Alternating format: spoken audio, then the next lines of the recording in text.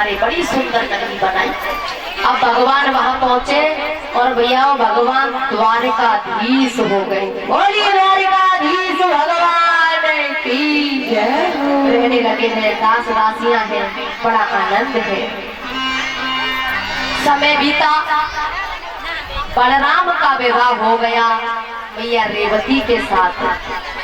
बलराम का विवाह हुआ रेवती के साथ, लेकिन कन्हैया का विवाह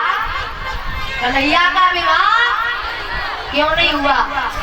पता है क्यों नहीं हुआ? आपको पता है भैया क्यों नहीं हुआ? नहीं पता तो पूछो। अच्छा नहीं पूछ रही तो रहने दो। अच्छा बताऊं विवाह क्यों नहीं हुआ था भैया? क्योंकि भगवान का कन्हैया का रिकॉर्ड खराब था। बचपन से ही रिकॉर्ड खराब था, चोरी चपाटी ज्यादा करी और कऊ को बालक चोरी करे तो बाकी शादी में तो परेशानी आवेगी ना। और जिसका जन्म ही जेल में हुआ हो तो रिकॉर्ड थोड़ा खराब था, इसलिए शादी में परेशानी। अब समय बीता, एक दिन नारद जी से कहा, नारद बाबा तुम तो बहुत बड़े तगड़े बिचौलिया हो, अब कोई ऐसी कृपा करो याद से हमारी शादी है जाए, ऐसी कृपा करो। तो भैया नारद जी ने कृपा क्या, शादी क्या, एक नहीं आशीर्वाद कैसो दयो, फिर ब्याह एक नहीं भयो, दो नहीं भई, हजारों की संख्या में विवाह हुए थे। और महाराज समय बीतता है, इधर में क्या होता है, राजा आसीत भीष्म को नाम विदर्भाधिपतिर महान, तस्या पंचा भवन पुत्रा कन्ये का वरानना। राजा भीष्मक जिनकी पत्नी का नाम था, वैसे भागवत में पत्नी का नाम नहीं आया है, लेकिन भागवत रहस्य में डोंगरे जी की भागवत में नाम आया है शुद्धमती। इनकी पत्नी का नाम था शुद्धमती, जिसकी मति शुद्ध है वही शुद्धमती है।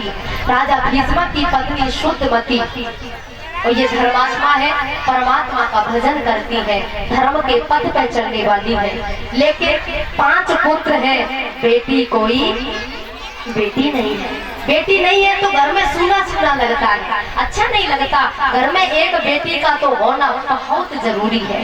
कहते हैं ना लक्ष्मी आई है घर पे, और एक भी बेटी ना हो तो वो घर घर जैसा नहीं लगता। ठाकुर जी की भागवत में वर्णन आया है कि जब राजा भीष्म गए हैं समुद्र के किनारे, तो कमल के पुष्प पर इन्हें बहुत सुंदर एक कन्या मिली है, और उस बेटी को लेकर आए हैं और उसका नाम रखा है रुक्मणी। और पता है नारद जी ने रुक्मणी से कहा, अब नारद जी ने इन्हें शिक्षा दीक्षा दी थी, और ये नारद जी ने जब कहने पर, उनके कहने पर ये हर पल हर घड़ी हर समय कन्हैया को पुकारती है, परमात्मा का नाम जपती है। और भैया रुक्मणी का ऐसा भाव है कि वो परमात्मा को, कृष्ण को, द्वारिकाधीश को पति रूप में पाना चाहती है, भजन करती है रोजाना। समय बीता, धीरे धीरे प्रयोग हो गई, बड़ी हो गई, और जैसे ही बड़ी हुई, जैसे ही प्रयोग हुई है, एक दिन की बात, राजा भीष्मक ने अपने बड़े बेटा रुक्मी को बुलाया। रुक्मी जिसकी ससुराल चंदेरी में थी, जिसके साले का नाम शिशुपाल था, बुलाया और कहा, बेटा, हाँ पिताजी, बेटा हमारी बेटी बहुत सुंदर है, ऐसा ही सुंदर कोई वर मिल जाए तो बहुत अच्छा है। रुक्मी शांत रहा, कुछ देर बाद बोला, हाँ पिताजी एक लड़का है, बहुत सुंदर है। कौन है? कौन है बताओ ना। बोले हमारा साला शिशुपाल बहुत सुंदर है, अच्छा रहेगा वो। जैसे ही रुक्मी ने कहा तो भीष्मक ने कहा, पागल हो गया है, अपनी बहन अपने साले को देगा, तुझे लाज नहीं आती, तुझे शर्म नहीं आती, अपनी बहन अपने साले को दे देगा। रुक्मी ने कहा, पिताजी उसने अपनी बहन हमें दे दी है, और हम अपनी बहन उसे दे देंगे तो कौन सा पहाड़ टूट पड़ेगा बताओ। राजा भीष्मक ने कहा, बेटा जब पैदा हुई थी, जब छोटी सी थी, तभी नारद जी कह गए थे इसका विवाह तो द्वारकाधीश के साथ होगा। जैसे द्वारकाधीश का नाम सुना, जैसे ही नाम सुना तो आज रुक्मी कहता है तुमने सिर्फ नाम सुना है पिताजी, उसके कर्म नहीं देखे। कर्म क्या है पता है? एकांत में जाता है, बंसी बजाता है, पराई औरतों को बुलाता है।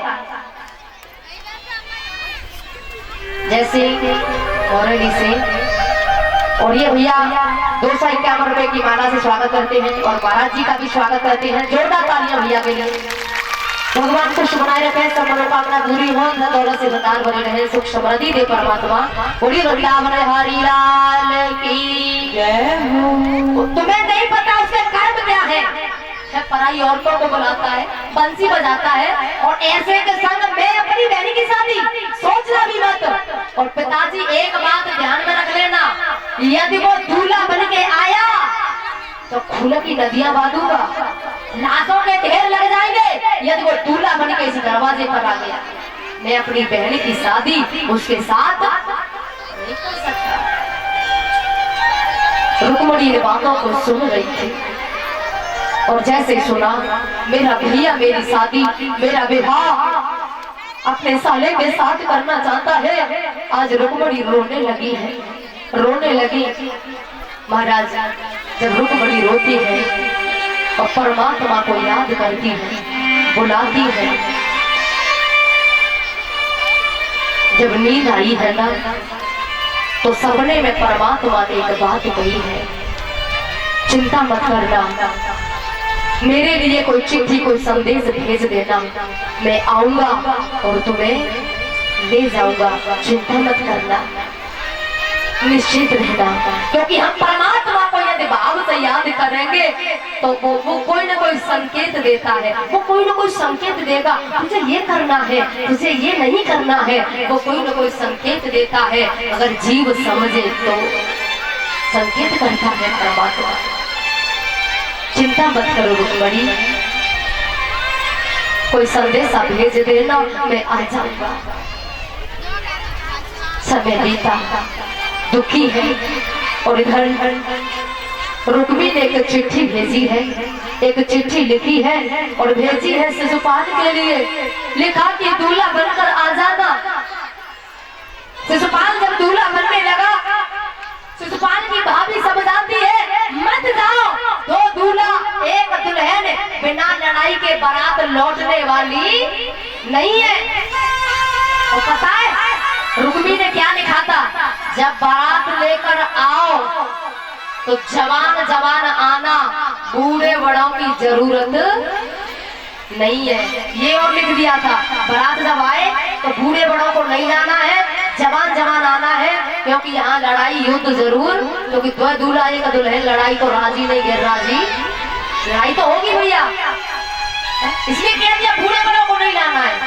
आज भी कुछ लोग कह देते हैं बूढ़े बड़ों से तुम क्या लोगे बाबा? अरे बाबा तुम क्या लोगे बाबा, बताओ क्या लोगे बाबा? लेकिन कहते हैं भैया बिना बूढ़े बड़ों की शादी पूरी। क्या एक जगह ऐसा हो गया था, अब बारात जा रही, लड़की वाले ने संदेशा भेजा हम शादी तभी करेंगे कोई भी बूढ़ा